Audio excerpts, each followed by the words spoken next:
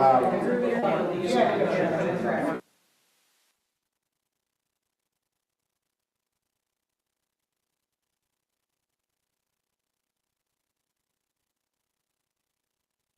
awesome. I think I'm going to tuck this in, right?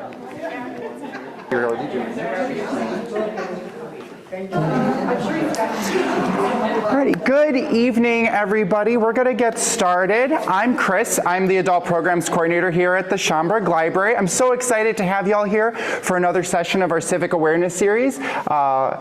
And I don't want to take up too much of your time tonight. It's going to be an amazing program. It's actually going to be a little bit more conversational between you guys and our speakers, so just be prepared for that. If you're at home and you're like, wait a second, I'm at home. I can't have a conversation with someone in person. That's where I come in. I'm going to be your best friend tonight. If you have questions or commentary that you would like shared with the speaker this evening, just throw them in the Q&A, and I'll make sure to throw my hand up if it's relevant to the topic at the moment, or if not, I'll hold them until our speaker engages me, and then we'll make sure that your questions or comments are what's the word I'm looking for? Passed? We'll go with that. That's not the word I'm looking for. We're going to use passed, though, to our speaker. So for our online audience, the Q&A is open for you to use all night. You'll also notice that closed captions have been enabled for your convenience. For in-person audience, like I said, if you have questions or comments, Steve will absolutely field. That's the word I was looking for, fielding questions. We'll absolutely field them from you, but also feel free to raise your hands. Normally, we would have note cards go out and we would collect them, but just due to the style of how Steve wanted to have this conversation this evening, we're going to forego the note cards, make everybody's life a little bit more casual. For in-person, could you also take a moment to silence your cell phones and any other electronic device that may make noise during the program, as lights and sounds emitted by those devices are distracting to your fellow patrons as well as the speaker. If at any point during the program you need a restroom or water, you'll find those located directly out this store right here closest to me. Ladies is immediately on the left, and then a little bit further down on the left-hand side is going to be the gentleman's. In between the two, there is a water fountain. All three doors into this room are unlocked on both sides, so you can easily come in and out from any of those doors as you need. Without further ado, I want to turn things over to our partner here at the Schaumburg Library, the League of Women Voters of the Palatine, Barrington, and Schaumburg Areas. So Kathy, why don't you come on down and introduce our speaker? All right, thank you.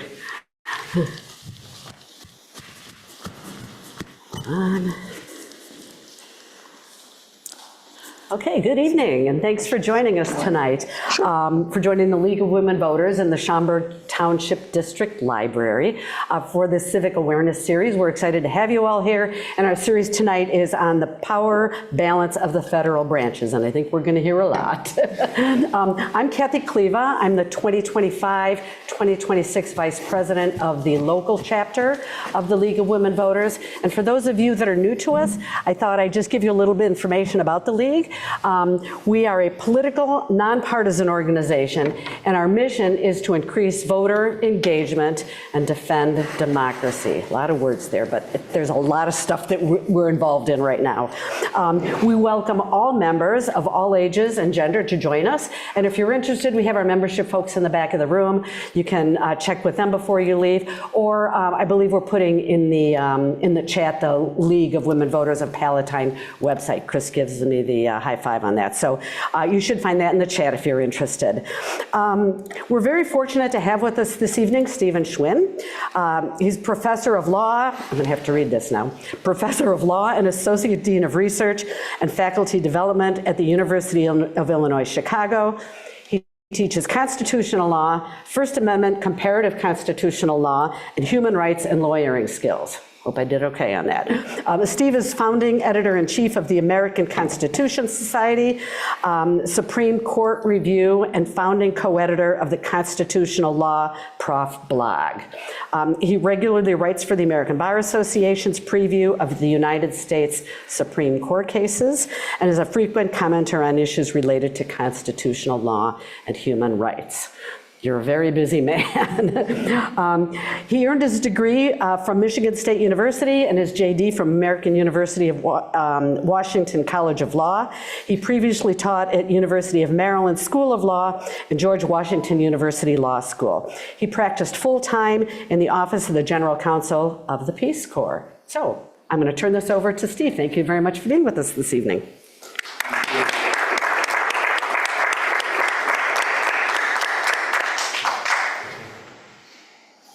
Thank you, Kathy. Thank you, Chris. Thank you, everybody, for joining us tonight. What a wonderful conversation we're going to have tonight, right? Oh, my goodness.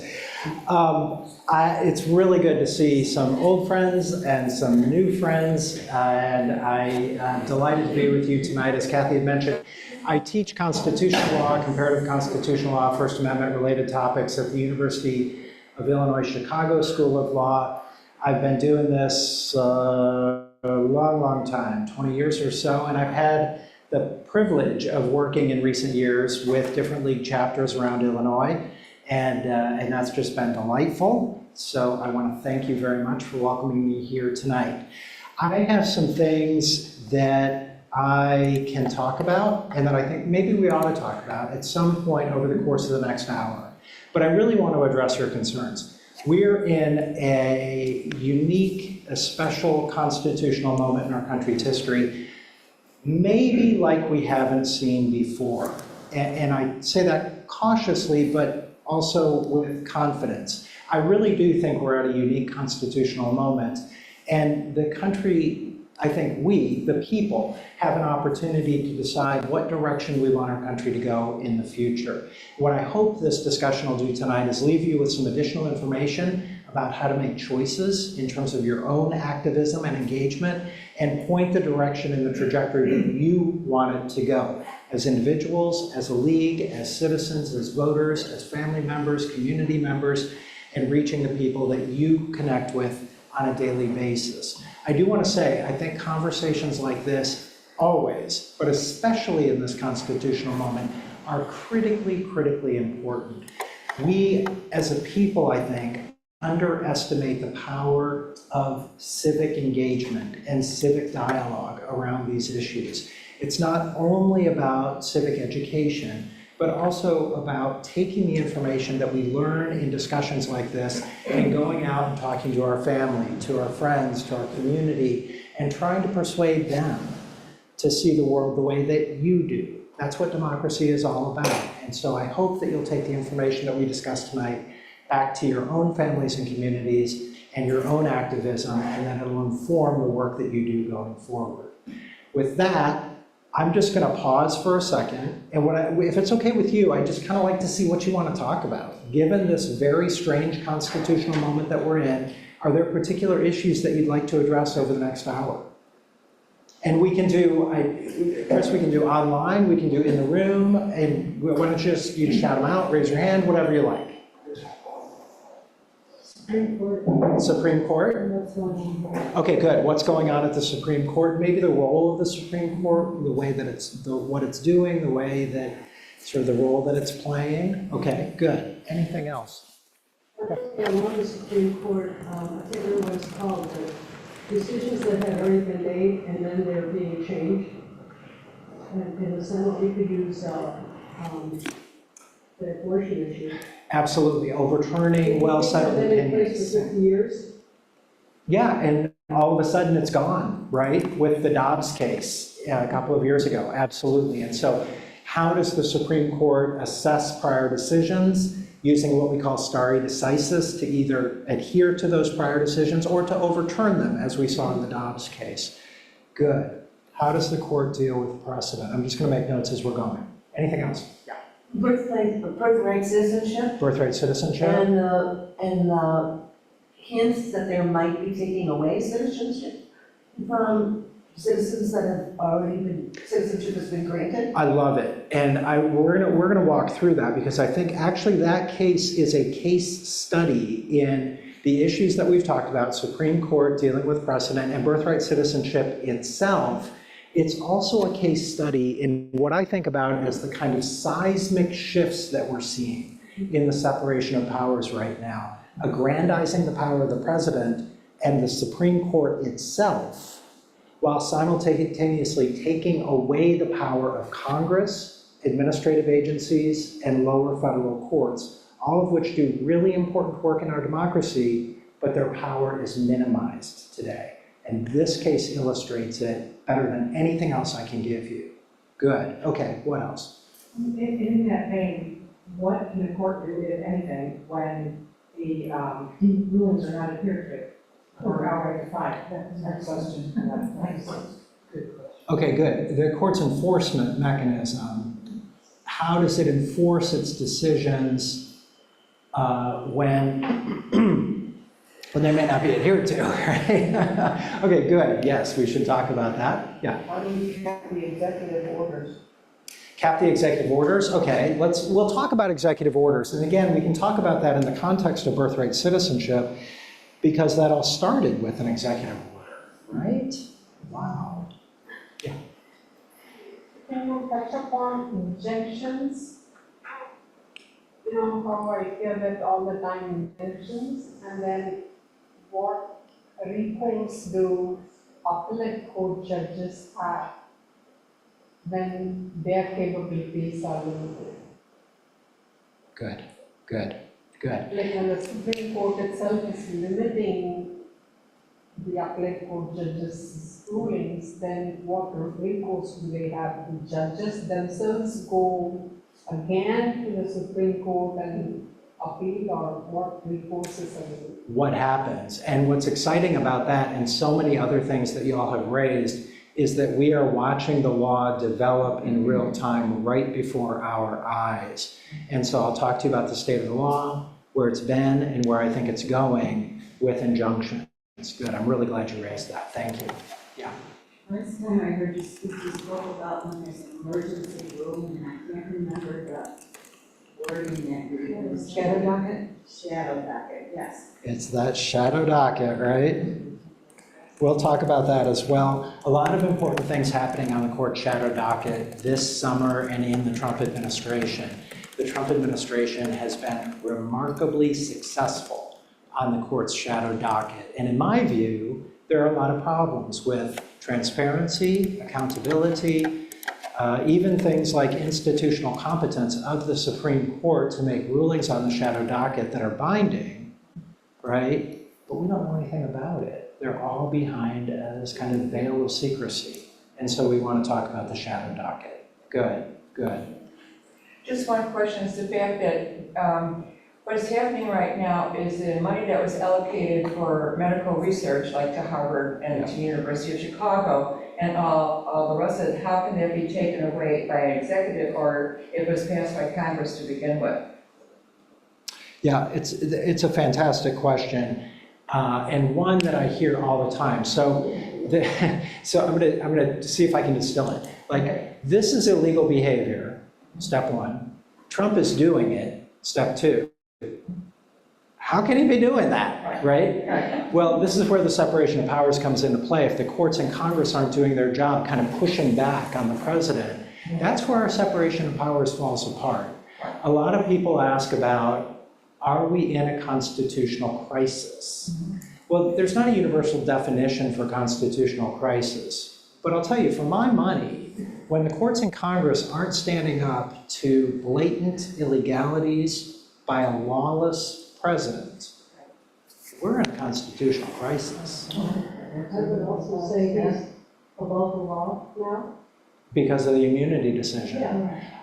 If we have time, I want to talk a little bit about that, because that feeds into this kind of narrative, my hypothesis, that the court and Congress are actually conspiring to aggrandize the power of the presidency itself, the office of the president. And the ramifications of that are immense, often more than we think about, right? Not only might we have a lawless president, but we also have a president who can politicize the entire executive branch.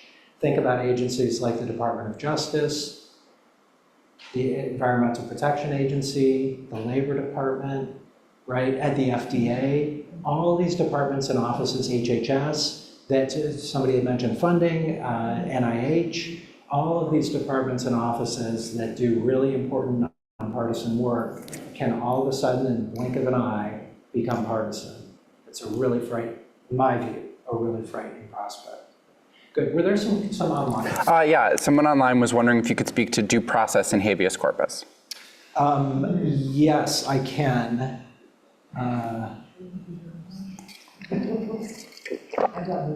So you have to say that I'm gonna. I noticed on the way in the library closes at 9, but I trust that you've made arrangements for us to stay here. Of course. Anything else online? Not just of now. Okay. So I'm going to start with a hypothesis, and then I want to pivot to the birthright citizenship case and kind of walk you through that analysis. To me, it is so representative of what we're seeing in this moment and touches on many of the issues that you've addressed.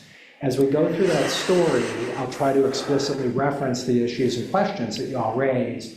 But if I don't, please feel free to loop me back. And just, I have no pride of this kind of thing. Interrupt me, yell at me, do whatever you need to do to get my attention, okay? All right, are we ready to go? Okay, so this is going to demand that I take off this. Far too weighty things to talk about. The heat in the room is rising already. Okay, so what I think is happening in this moment is you've got a particular political party, and here I just want to pause and say that whenever I talk about these issues, I really try to be nonpartisan because I do worry that talking about it from a partisan perspective skews the way that we talk about it. Let me tell you what I tell my students, that when you think about separation of powers, powers of the presidency, power of Congress, power of the courts, or you think about our role as citizens, things like voting rights, speech rights, the way that we use our voice in a democracy, when you measure your commitments to those things in a particular political climate like we are now, make sure that your commitments are going to work if the people in power are of the opposite party, right? For me, I want to ask myself the question, if I don't think the president should be as powerful as they are, is that going to work for me under President Obama or Biden or even Harris, right? Doesn't work for me under Trump. That's an easy call. But is it also going to work for me when somebody that I like is in the office? And that way I try to keep it in a nonpartisan. But given what's going on, we've got to be, you just can't get around it. You got to talk about party politics, given what's going on in our national government right now. And so what I think is happening is that you have a Republican Party that has been on a long move to aggrandize the power of the presidency, because that's where they see their political advantage. We could spend a long time talking about the Electoral College and how it potentially skews Republican. We could talk about voting rights, gerrymandering, all that stuff. But when you take all that together, I think you've got a Republican Party that sees its political advantage in the presidency and therefore wants to aggrandize the power of the presidency. Now here I want to be careful. I don't mean the Article 2 branch. I mean the presidency itself. We know that the Article 2 branch is not just the office of the presidency, but all those alphabet soup of agencies that work in Washington and around the country to protect things like labor rights, health and safety in the workplace, non-discrimination, food safety, environmental safety, air traffic safety, highway safety, right? Everything that we rely upon happens in those administrative agencies. What I think is happening is they're not looking to empower those agencies, they're actually looking to disempower those agencies while simultaneously empowering the president. Now, in so doing, given the way the lineup is right now with Republicans controlling Congress, what they've really done in Congress is kind of taken a step back, right? And not used their institutional role to check a presidency, instead enabling the presidency at their own institutional expense, aggrandizing the power of the presidency, limiting the power of administrative agencies, and limiting the power of Congress. Now, what's going on in the courts? Well, what we're seeing so far in the Trump administration, and what we've seen going back to the immunity decision, is a Supreme Court that seems equally complicit in this idea of empowering the presidency as an office, right? Disempowering administrative agencies and disempowering Congress. In doing that, think about this for a minute. The Supreme Court itself is making these calls, right? It's aggrandizing its own power, isn't it? It's aggrandizing its own power by making these decisions. And as we'll see in a moment, it's also minimizing the power of the lower federal courts, the district courts and courts of appeals, where so much of the work of our Article 3 branch, the judiciary, occurs. And so what I think is happening is that you've got a party who has long had these ideas on its agenda, meet a president who's willing to go full bore and take on these ideas with a court, a Supreme Court, that is perfectly fine with it all and just kind of letting it happen. Now, what does that mean for us in civic society, League of Women Voters, individuals, right? It means we got a lot of work to do. We got a lot of advocacy to do, right? The midterm elections are huge. We got to get out there and vote. We got to get our friends to vote. We got to educate people. We got to use our voice. We've got to vote. What it means for the league and what it means for people in my circles, lawyers, is that we're doing a lot of suing these days, right? And seeing if we can hold up some of this stuff in the courts, even as ineffectual now as the lower federal courts seem to be, if we can hold up some of this stuff or at least slow it down a little bit. But let me tell you one other thing that I think is really important, and I mentioned this when we started. Just having conversations like this, right? Having this as part of our collective consciousness, going out and talking to our family, our friends, our community, our neighbors, and trying to persuade them, trying to educate ourselves by talking to them, right? Civic dialogue, so, so important. We really can change the direction that this country is going if we want to. We have to be intentional about it, and we have to work at it, but we can do that. Okay, let me tell you a little bit about birthright citizenship and illustrate some of these points. So you all know that President Trump issued an executive order early in his presidency that purported to withdraw birthright citizenship. Let me unpack that a little bit. So first off, what is this executive order? Is that lawful? Can a president do that? Where does it come from? A president can lawfully issue an executive order, but they have to have authority to do it. You can't just pull an executive order out of the air. It doesn't work that way. A president needs to point to statutory authority authorized by Congress or inherent constitutional authority under Article 2 in order to issue an executive order. So you might wonder, if President Trump is issuing an executive order that purports to withdraw birthright citizenship, where in the world is he finding authority to do that? Well, that's a very good question. We don't really know, except he seems to be kind of patchworking a couple of sources of authority together. The president's statutory authority to enforce immigration law, along with his read of Section 1 of the 14th Amendment. I'll tell you about that in a second. And using those authorities to say that his administration will no longer recognize birthright citizenship, okay? Now, if he has lawful authority to do it, he can do it. But the challenge is he doesn't have lawful authority to do it, that's a misreading of the 14th Amendment. It's a misunderstanding of the president's statutory powers to enforce immigration law. And it overturns a precedent of the Supreme Court that's over 100 years old. So let's dig into the legal challenge to this executive order.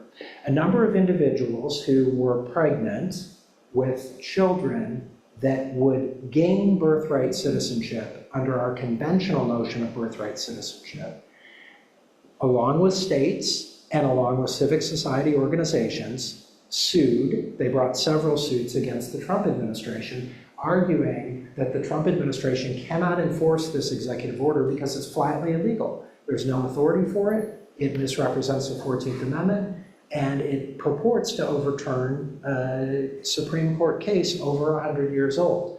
The president just can't do that. What they saw was injunctive relief. Now, we talked about injunctive relief as one of the topics you wanted to talk about. Injunctive relief, I'm going to use a word here, and I don't mean to clobber you with legalese, but I want to use this word because it'll come back, is equitable relief on the part of the court. Now, what that means is, just really loosely, that a court can grant a kind of relief in the interests of fairness or justice, okay? And the court has power to do that under a long ago statute enacted by Congress in the very beginning of our republic that granted the federal courts the power to issue this kind of relief. So what is an injunction? An injunction is a court order that tells an official to do or not to do something. In this case, what the parties were seeking is an injunction against the administration and administration officials, particular named officials, that would enforce President Trump's executive order to not enforce President Trump's executive order, okay? That's the injunctive relief that they were seeking. They weren't seeking monetary damages, so that's another form of relief that we often seek, but there was no basis for monetary damages. They just wanted the government not to enforce this executive order, injunctive relief. Okay, now let's build on that idea. Remember, the plaintiffs in the case were pregnant women, states, and I'll tell you why the states thought that they could sue in a second, and then organizations. What they were saying collectively is, we are going to be harmed by this executive order, and therefore we want it stopped.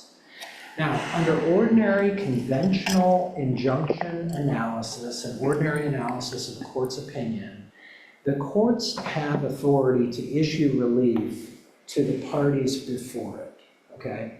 If you sue me because I'm your neighbor and I'm playing my music too loud, you sue me for injunctive relief to get me to stop playing my music so loud, I'll have to stop playing my music so loud, and that will benefit you. It may incidentally benefit your neighbors as well, right? But the relief that the court issues is primarily directed toward you.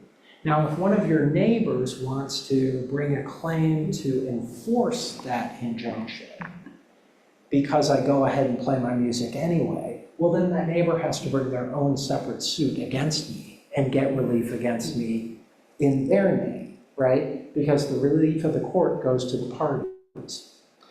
Well, here's the thing. Going back to the Trump executive order, the lower federal courts in the case issued not just injunctions with regard to the parties in front of them, but what we call a universal or nationwide injunction. 3 different federal courts did this. What the courts basically said was, this birthright citizenship is going to have such a dramatic effect beyond the parties that are directly before us that we really have no choice but to shut it down entirely. Not only that, it's flatly unconstitutional. And so we just can't let the administration enforce this, not for the parties before us, not for anybody anywhere, okay? So now not only do you have an injunction, but you've got this universal nationwide injunction that by some folks' reckoning exceeds the power of the federal courts because they only have the power to enjoin parties before them, right? Okay, so these opinions were upheld by the Circuit Courts of Appeals, and every judge that touched this said this is a flatly unconstitutional position of the executive branch, and we cannot allow it to go into practice. The Trump administration had a theory behind birthright citizenship.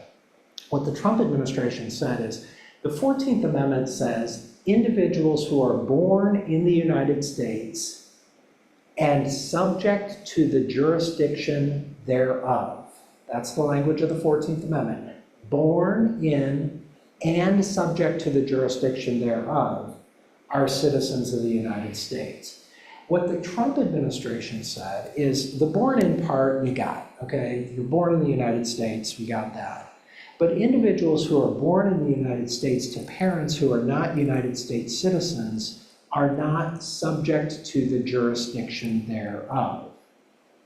That's a puzzling position, right? Because I don't think any of us could imagine anybody in the Trump administration, for example, saying that if the police pulled over an unauthorized immigrant, that the police wouldn't have jurisdiction over them. Of course they would, right? That's not exactly what they meant. What they meant was, if the parents of the child don't owe allegiance to the United States because of their nationality, in other words, they themselves are non-citizens, they owe allegiance to another country, then the child is not subject to the jurisdiction of the United States. An unusual theory, one that, as I'll explain in a second, long ago rejected by the Supreme Court, but nevertheless the Trump administration's theory of birthright citizenship. Now, what opponents said is, look, that goes against not only the plain language of the 14th Amendment, not only our country's entire history, but also a case that came down from the Supreme Court called Wong Kim Ark in 1898. Wong Kim Ark was a Chinese national who was born in the United States to Chinese national parents. He was born in the United States and therefore acquired birthright citizenship. He decided that he wanted to travel to China to visit relatives, and on his way back, immigration officials said, you can't come back in the country, you're not a citizen. He sued, his case went all the way to the Supreme Court, and the Supreme Court said, no, that's wrong. Under the 14th Amendment, you are a citizen, Wong Kim Ark, because you were born here. And remember, his parents were Chinese nationals, they were not citizens. Now, back in 1898, we didn't have any conception of authorized nationality, unauthorized immigration, anything like the language that we use today. That came mid-century in the 20th century. We didn't have that language back in 1898. Still, you've got this over 100-year precedent by the Supreme Court that says children born in the United States, even to parents who are not here lawfully and who owe allegiance to another country, they're citizens too. Right? And so the opponents were saying this runs in the face of not only our country's history, federal law, the 14th Amendment, but also this Wong Kim Ark case. It just can't possibly be constitutional. So they sued, they got the universal injunctions, and then Trump did something interesting. He applied for emergency relief on the shadow docket. We talked a little bit about that. On the shadow docket, not on the question of birthright citizenship. In fact, he deliberately did not appeal on the question of birthright citizenship for reasons that will become clear here in a second. He appealed, arguing that the lower federal courts exceeded their authority in issuing these universal nationwide injunctions, right? What you might think of as kind of a technicality in the case, but it's actually a really important issue of federal court jurisdiction and federal court power in our separation of powers system. Now, he had read the tea leaves because some on the Supreme Court have long argued against these nationwide or universal injunctions. They really have proliferated in recent presidencies to a degree that we just haven't seen in our nation's history. And the reason why is because parties have been looking for particular judges in particular cases against the first Trump administration or the Biden administration, or the Obama administration back in the day, or now in the second Trump administration. And using these sort of universal injunctions is basically a political tool to get a favorable court to rule an administration's policy unconstitutional. Republicans were effective at doing this in the Biden administration, Democrats were effective at doing it in the first Trump administration, and now we're effective at doing it in the second Trump administration. And so Trump said, you know, there are some votes on the Supreme Court to overturn this power of universal injunction, so we're going to go ahead and appeal it to the Supreme Court. They did, and the Supreme Court issued the decision in Trump versus Casa this summer that said lower courts don't have authority to issue nationwide injunctions, okay? Now, the court said nothing about birthright citizenship, but the decision is going to have dramatic implications on birthright citizenship if the Trump administration starts to enforce the executive order. Before I tell you why that's so, I'm just going to pause for a second. I've dumped a ton of stuff on you. Do you have any questions? Yeah. I have an online question. I kind of feel like you covered it, but so the question is, why isn't anyone doing anything to stop his, they use the word injunctions, but it sounds like the injunctions are the thing that are going against him, but essentially to stop him outside of, in this case, suing. Very good question. Let's talk for a moment about ways that one might push back against a lawless president in the birthright citizenship context. So injunctions, right? Going to court and suing the president and getting the policy to stop would be one way to do it. Sure, and we've tried that, and we're going to explore what the results are here in a moment. But there are other ways. In an ordinary presidency, if the different branches of government were representing their institutional interests rather than their partisan interests, we would expect Congress to press back hard on this, right?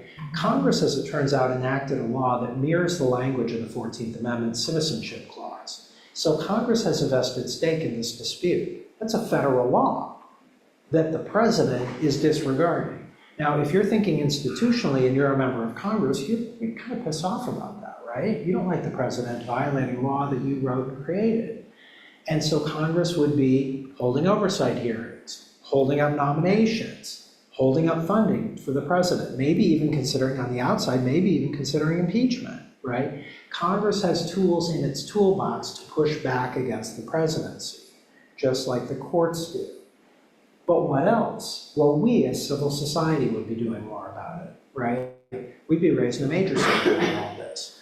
My own view is we're kind of overwhelmed in civil society right now with this fire hose of activity coming from the Trump administration.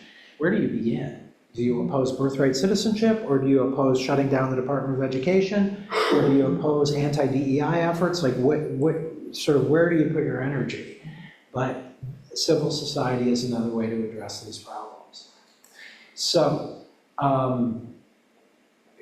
so there are different ways to do this. Injunctions are one, and we'll see how effectual they are in a second. Are there any other questions before we kind of tell the after story? Question on the injunction, does that mean that no courts can do it, or can federal level courts still do it? Oh, great question. So the court in the Casa case said that— Steve, can you repeat the question? Oh, I'm sorry, yes, of course. So the question is, what does the court's ruling mean, that no courts can issue these kinds of injunctions, or kind of who can, who can't, right? First off, the case only goes to federal courts, not state courts. So state courts will have their own power and authority. We typically don't use state courts to stop federal action for federalism reasons. And so we're just talking about the federal system. What the court said in the case is that lower federal courts, and in particular federal district courts, which are the sort of the first line of defense, that's where a plaintiff would sue a defendant. The lower federal courts, the district courts, don't have authority to do this. They have authority only to grant relief as to the parties before them. The Supreme Court does have the authority to issue nationwide relief because it's the Supreme Court. It can basically do whatever it wants, right? The law is what it says it is. And so if they want to grant their own authority to issue a nationwide injunction, they can, but the case has to get to the Supreme Court. Let's talk about why that might be a problem. Before we do, yeah. Okay, just one thing, when I read the newspaper about the universal injunction that the Supreme Court would not allow it, they said I read further the fact that the exception to the rule for an injunction would just be if somebody had a class action lawsuit. Yeah. Then they would be able to do the universal injunction. The court wrote in three kinds of, we can think of them as exceptions to this universal injunction rule. One is class action. Right. So if parties can file a class action, then the court can issue relief as to the entire class. Right. And if you can leverage a nationwide class action, then you could get effectively nationwide relief. Now, there might be a problem with that because, as it turns out, the Supreme Court has been slowly restricting our ability to file class actions in federal court by reading the federal rules of civil procedure in a very narrow way. So could you certify, for example, a class of all individuals who are or might be pregnant, who are not citizens of the United States? I'm not sure the court would buy that. I don't know. But I'll put it this way, it's not a slam dunk, and that may not happen. So that's one way. The other way is, remember I said that states were a party to this suit, right? State suit. In fact, Illinois was party to one of the suits. The states, when they claimed the harm that they would encounter from the executive order, this is the way they pitched their claim. Federal benefits, like things like Medicaid or food stamps, SNAP, or welfare benefits, public housing benefits, these are not available under federal law. They're not available to non-citizens. And yet these programs are administered by the states, right? And so what a state like Illinois said is, look, if this executive order goes into effect, we're going to have to go into business figuring out who's a citizen and not a citizen in order to qualify them or not qualify them for the public benefits that we administer. And that's going to be a big hassle on our part. It's going to be an especial hassle if birthright citizenship is recognized in some states but not others, right? Or if you might be birthright citizen in, say, Illinois, but if you travel to Indiana, you're not, and then what if you come back to Illinois? I mean, this is a headache, right? And so states said it's that kind of very pragmatic problem that's going to harm us, and also that kind of pragmatic problem that calls out for nationwide universal relief, okay? Now, we'll see kind of where that goes in the litigation. The courts haven't quite gotten there yet.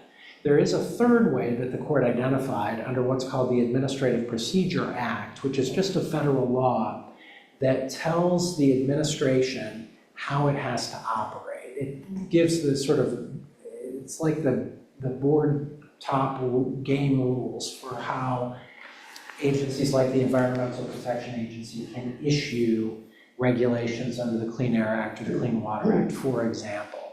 And what the court said was the Administrative Procedure Act authorizes federal courts to rule a particular agency action unlawful and to vacate that action categorically.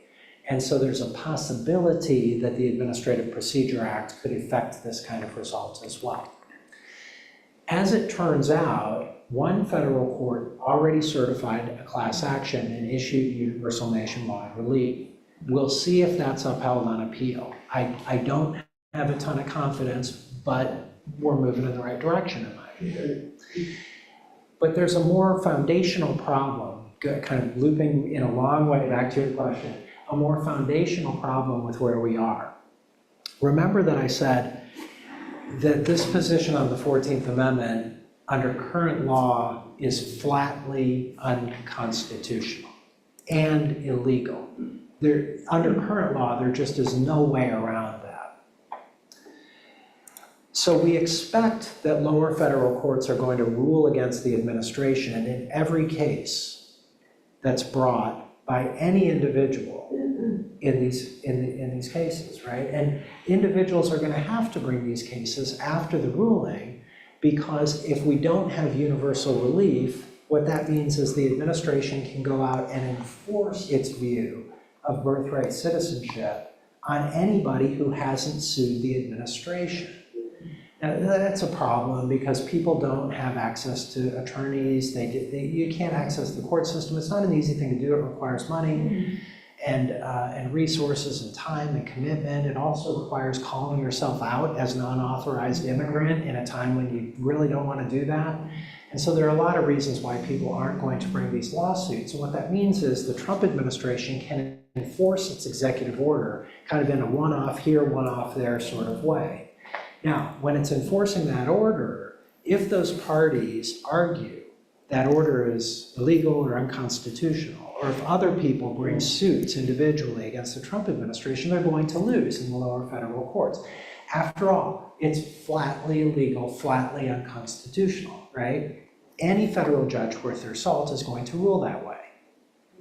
Now, it's the loser, not the winner, who gets to decide to appeal. What that means is the Trump administration could simply decline to appeal these cases and continue to enforce its executive order in this kind of one-off way, literally until everybody in the country who might be subject to it has sued and prevailed against the administration. Without universal relief, that's where we are.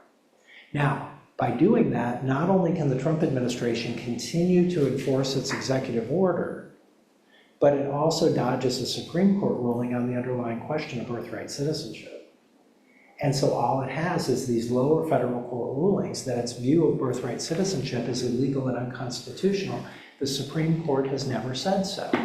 And the Trump administration is already on record saying that it will respect lower federal court decisions only as far as they go to the parties before it. And so if the Trump administration's view is that birthright citizenship is not a thing, and the Supreme Court hasn't said otherwise, the Trump administration is going to continue marching forward.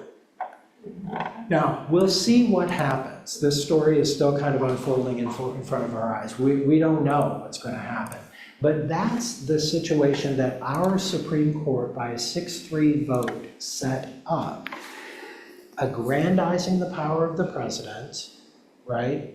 minimizing the power of lower federal courts that are the ones who are really doing the hard work here. They're the ones on the ground, getting the facts, hearing the testimony, looking at the record, aggrandizing the power of the Supreme Court, and effectively allowing this illegal view of birthright citizenship to go into effect unless and until we figure out how to stop it on a nationwide basis.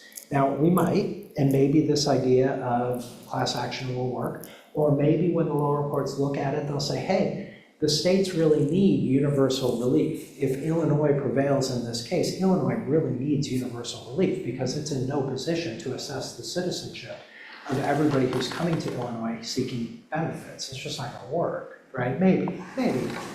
But you see the problem that the courts set up. And it wasn't by accident on the Trump administration's part. They thought this through. They've got very clever attorneys thinking these problems through and knowing exactly what they're doing to manipulate the courts to get to the result that they want. Is that something?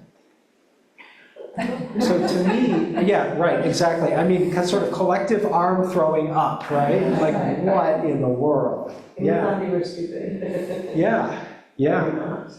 Well, some of their attorneys are very, very clever. Yeah, and we've seen this the Trump administration, but what I like about that story is that it epitomizes, just so well represents what's going on in our democracy right now and the way the Trump administration is making strategic moves to manipulate coordinate political actors in Congress and on the court in a way that is getting to the result they want, even if that result is flatly illegal.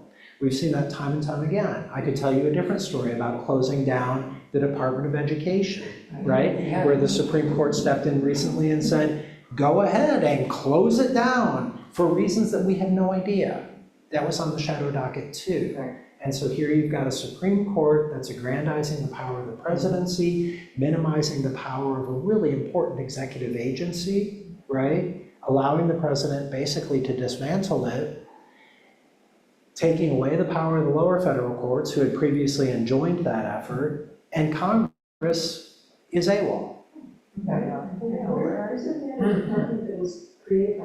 Absolutely. As was USAID, as was the Consumer Financial Protection Bureau, as was the NLRB or the Merit Systems Protection Board. All of these independent agencies, and even not independent agencies like the Department of Education or USAID, that the administration has effectively dismantled. And the story, I can tell you the story in quite simple terms. Dismantle the agency, universal injunction by the lower federal courts. On the emergency docket, the Supreme Court reverses the universal injunction and allows the administration to go ahead dismantling the agency pending the outcome of the underlying litigation. Mm-hmm. But by the time the courts get around to ruling on the case on the merits, we have no more Department of Education or USAID or MSPB, right? These things have gone away. Typical story. And the Trump administration has figured out how to manipulate the courts with Congress's acquiescence in order to do this. It really is quite remarkable. Ooh, that's a sad story, isn't it? Yeah. So how does so the shadow docket is an emergency ruling by the whole court or just one justice? It can be by just one justice, but in these cases it's by the whole court, because what would typically happen is the petition would come to a single justice who has geographic jurisdiction over that particular petition. And at that point, the justice would make an independent decision if it's an easy call, or if it's a somewhat more difficult call or a contentious case or something like that, they'll refer it to the entire court for a decision. Now, the thing about these shadow docket opinions is that there's usually no explanation by the majority about why it's issuing the decision. The CASA case, the 14th Amendment case, was a little unusual. We got a very, very descriptive decision about why universal injunctions aren't going to work. But the more typical case is the Education Department, for example, that got dismantled the other week, or is now in the process of being dismantled. In that case, you had you had representatives of employees and other organizations suing the Trump administration for this injunctive relief. They won universal injunctions to halt the termination of fully half the Department of Education, right? Then the Trump administration took to the emergency docket to the Supreme Court and asked the Supreme Court to overturn those lower court injunctions, and the Supreme Court complied. 6-3 ruling, traditional, partisan lines on the court with vociferous dissent on the part of Sotomayor, Kagan, and Jackson. And Jackson's dissents, by the way, if you have a chance to read these, she's on fire. Like, she is on fire. So take a look at those. But no explanation why. And so we don't know if the court is telling us that the lower courts lacked jurisdiction to issue universal relief. It's a good guess, but we don't know for sure. Or alternatively, that the wrong party sued, and maybe sued in the wrong court, which is plausible given the way the Supreme Court has ruled in other areas. Maybe, but we don't know. Or maybe on the outside, they're telling us that the president actually has the authority to unilaterally dismantle a department that Congress has created, vested with authority, and funded for 50 years, that a president can step in and dismantle it. The court might be telling us that. It wouldn't be crazy for this court to tell us that because of its outsized view of the unitary executive. We don't know. That's the problem. This is all behind this veil of secrecy. We just have no idea. And so it makes it very difficult to engineer litigation challenging the administration given the court's ruling, because the court isn't telling us anything. It's not telling us how to do it, which is what we would expect in a transparent democracy.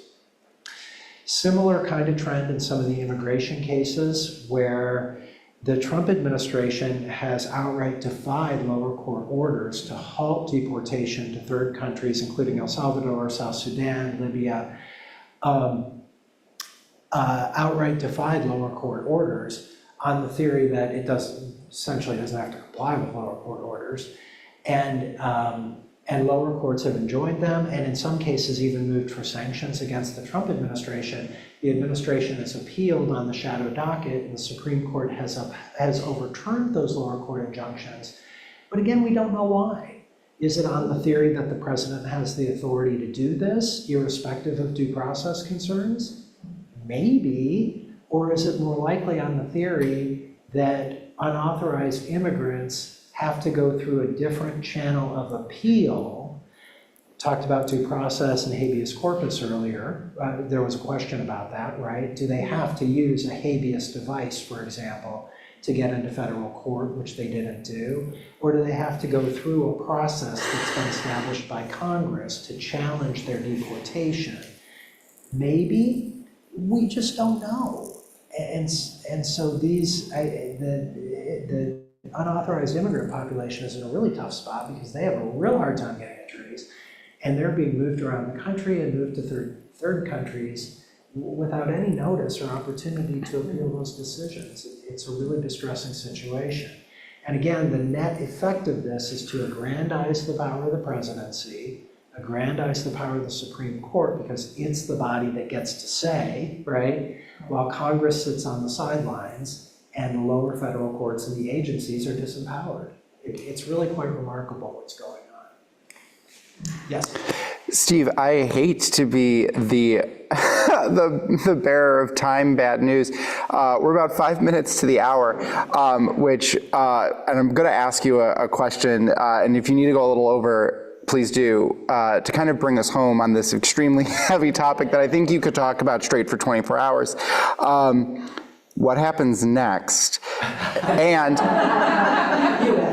we have 5 minutes. What happens next? And what can the average person do to help bring back the balance that's supposed to be there? What can the average person in this room or at home online? Yeah, good question. So first off, what happens next, we don't know. We don't know because this is unfolding before our very eyes. We've seen nothing like this in our country's history. Like literally, we have seen nothing like this. in our country's history. We've been through hard times. We went through the Civil War, for goodness sake. But we've seen nothing exactly like this, and there's not a roadmap for it. So we don't know. A lot of it depends on what we do, right? And I'll tell you, my passion is civic education, civil dialogue. I actually feel very, very strongly about having conversations just like this, where we're discussing and learning from each other and taking our passions back to our own families, our own communities, and sharing them with them, and getting them active in our politics, right? Because citizen action is the only way we're going to turn this train around. Midterm elections are crucial here, utterly crucial. Not that that's going to undo everything that's happened. Clearly not, because the president still has the veto power. But it's going to be a critical turning point if Democrats can retake the control of the House. And again, not to talk partisan, if this were happening by the Democrats, I'd say the same thing about the Republicans. Yeah. This just reminds me that next year is the 250th anniversary of the Declaration of Independence. Yep. And the Declaration came out of grievances, just like you've described, is the power of central authority and why we came a country. So to me, it's so symbolic that we have a 2026 election, that we can exercise our power to take our government back based on these grievances that are very similar to 1776. And so let me close by saying something very depressing, and then saying something very hopeful. So the last couple of years I've been teaching a class and doing some writing on constitutional moves from democracy to authoritarianism, which we've been seeing around the world, right? These are familiar: Brazil, Turkey, Poland, India, Russia, obviously. We've been seeing these moves, and there's a playbook for authoritarians moving from a democratic system to an authoritarian system. And what we're seeing in the Trump administration is the administration tick every single box in that playbook, and actually writing the playbook for other countries. Think about what the Trump administration now is doing to Brazil, because Brazil wants to prosecute Bolsonaro. This is scary stuff, like globally scary stuff. Here's the thing. These changes didn't drop out of the sky, right? These are efforts that in some cases go back years. I'm thinking Project 2025. In some cases go back decades. I'm thinking about the Federalist Society. In carefully calculated moves over time through civil society, through ordinary politics, to bring us to the point where we are today. What I tell my students is, if they can do it, you can too. What I love about democracy is that it can be overtaken by an authoritarian, but it can also be retaken by Democrats, small d Democrats. And so let's go out and do it.